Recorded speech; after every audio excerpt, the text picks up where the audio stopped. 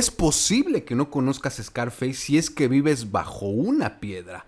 Aún recuerdo el momento que vi la película por primera vez. Tenía como 19 años, estaba con mi primo y un amigo, y diciéndome a mí mismo qué clase de Vice City es este.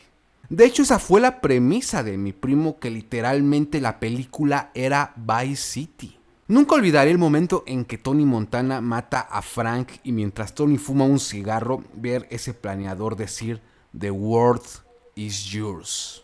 Yo pensaba que la peli había terminado, pero no. En ese momento empezaría una de las escenas más bacanas del cine y yo diciéndome qué buena mierda es esto.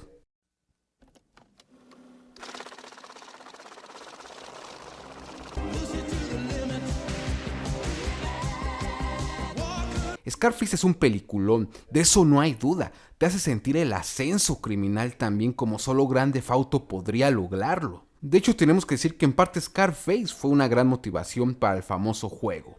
Pero hoy hablaremos de Antonio Montana o Tony Montana, o cara cortada, como sea que lo conozcas. Eso no importa, él será el centro de este video, así es que quédate. Me llama mucho la atención un fenómeno que se dio en torno a Tony Montana y lo que Tony Montana puede generar en muchas personas. La admiración que este personaje genera es interesante. Podemos encontrar camisetas, videos, toda una subcultura elogiando al protagonista de Scarface, inclusive personas queriendo ser como él. Good evening, ladies and gentlemen, or as Tony Montana will say, how's that, okay? Yo solo quiero lo que me merezco. ¿Qué te mereces? Celos, chico. El mundo, chico. Y lo que hay en él. Ahora, el hecho de que se elogie a villanos no es raro, y menos cuando estos villanos tienen un trasfondo, un lore argumental. Tenemos el caso del Joker, por ejemplo. Pero en el caso de Tony Montana, y específicamente Tony Montana, no es ni un villano con un lore complejo, no es un antihéroe, ni un villano con gran moral definida. Tony Montana no es un villano con visión, ni control, ni palabra, ni nada de nada. Tony Montana era un villano completamente gobernado por sus emociones, sus excesos, su codicia, sus arranques y su ignorancia. Alguien que en efecto no podría durar ni 10 minutos en el poder, alguien destinado a fracasar. Tony Montana era una persona muy ambiciosa e ignorante. Recordemos un poco la película. Todo empieza en Puerto Mariel, Cuba, donde muchos cubanos son llevados a Estados Unidos. En uno de esos barcos se encontraba Manny y Tony. El primer crimen rápidamente lo vemos en la película cuando Tony Montana mata a Emilio Revenga. Ahí nos damos cuenta de lo violento y frío que es Tony. Él mataría por diversión. Yo mato a un comunista por diversión. Gracias a ese evento, el dúo protagonista tiene su primera oportunidad para ascender en la escena delictiva de Miami. En ese momento, Tony y Manny conocen a Omar, la mano derecha de un importante traficante que después conoceremos. Negocian de una forma muy agresiva un trabajo especial: recoger cocaína de unos colombianos en un hotel. Tony no muestra ningún tipo de respeto.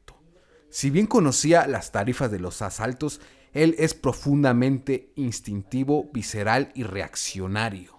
De hecho, esa negociación con Omar pudo ser la última, pero no era el momento. Más adelante se da la negociación de la cocaína con los colombianos. Todo sale mal. Pero desde el inicio vemos cómo Tony negocia con los colombianos de una manera agresiva y déspota. No era que Tony tuviera unos cojones de acero. Simplemente no sabía hacer negocios, no era directo tampoco, solo era agresivo y profundamente visceral, como ya mencioné. No sabemos qué hubiera pasado si Tony hubiera actuado con más inteligencia y tranquilidad, pero pues sabemos qué ocurrió en ese encuentro.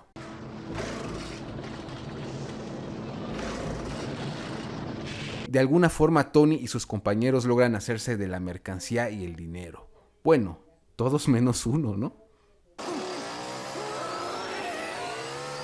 Otra muestra de lo profundamente arrogante que es Tony Montana es en la llamada que tienen esa misma tarde de la negociación, en ese atardecer en Miami. Tony afirma tener el dinero y la mercancía, pero no se la daría a él, sino al jefe.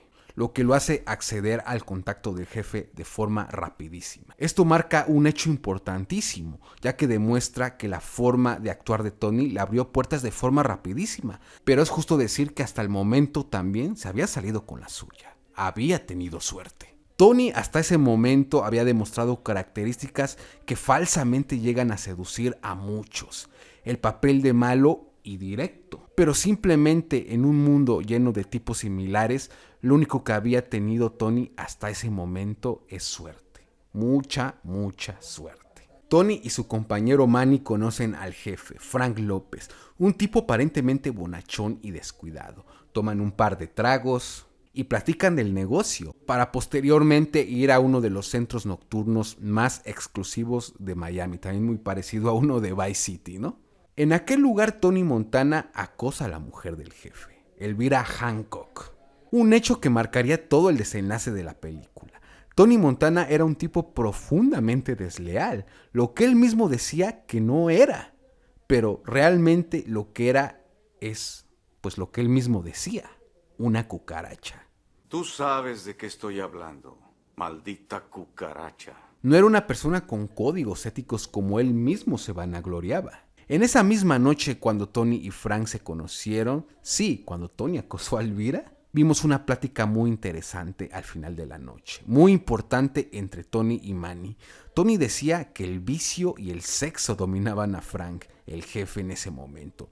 Pero pues bueno, ya sabemos cómo acabó Tony Montana, ¿no? Oye, Tony, Él se estaba describiendo a sí mismo. Y seamos sinceros, Frank López siempre fue mejor jefe y líder, inclusive mejor pareja, como la misma Elvira llegó a decir en alguna parte de la película. Frank sabía muy bien que en esos ambientes uno debía saber sus propios alcances. Frank sabía muy bien que los hambrientos de fama y poder duran poco. Quieren tener todo. Chicas, champaña, fama. Esos no duran. En su aparente bonachonería, Frank mostraba una inteligencia más aguda que la de Tony. ¿Qué es el poder si no lo puedes mantener? El único error que Frank cometió fue precisamente en la noche que conoció a Tony. Frank vio en Tony a alguien que podía hacer el trabajo duro y sucio por él, romperse la espalda como él mismo lo dice, sin saber que aquel tipo es el que lo asesinaría después. Esto deja una gran lección, y es que a veces dejamos entrar a nuestra vida a personas que sabemos que no son convenientes, pero por X razones lo dejamos pasar, sin darnos cuenta que cuando aquella bomba explote, es muy probable que nos alcance. Por otro lado, Tony no solo le quería bajar la novia al jefe, sino que era infiel y desleal en muchos aspectos más. Por ejemplo, lo sucedido en Cochabamba.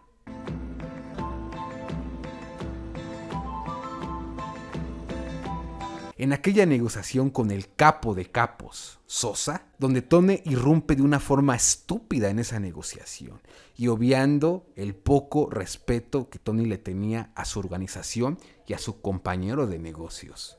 Por cierto, un compañero con más jerarquía en la propia organización. En esa negociación ya sabemos el desenlace. Omar muere de una forma horripilante y Tony queda en posición de ceder frente a Sosa.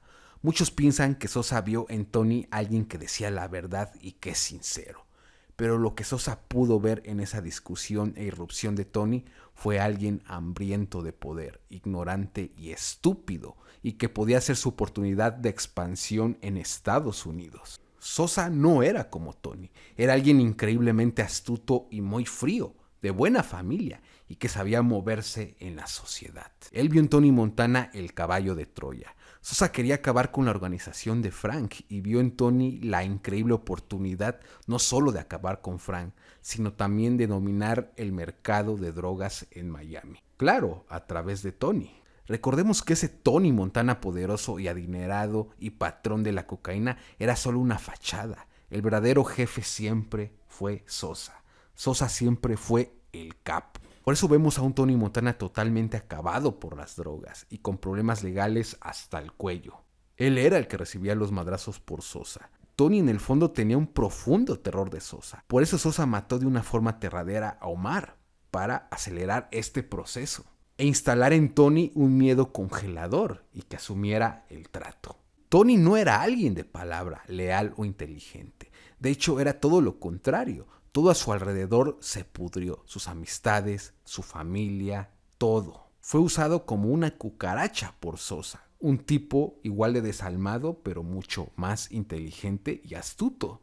Y en efecto, realmente Tony Montana nunca fue lo que se decía ser. Pero lo que podemos ver es que Tony, con su forma de ser y con su inteligencia, estaba destinado a caer rápido. Simplemente tuvo suerte en algunos asaltos. Pero pues nos dimos cuenta cómo fue usado realmente por Sosa, que él fue realmente el gran capo en la historia, en la película. Y pues bueno, ¿qué opinas de todo esto? Dime si quisieras ver una segunda parte de este video, porque como yo ya te mencioné, hay muchas más situaciones en las que Tony Montana demostró ser estúpido y pues que realmente no estaba destinado para el poder, ¿no?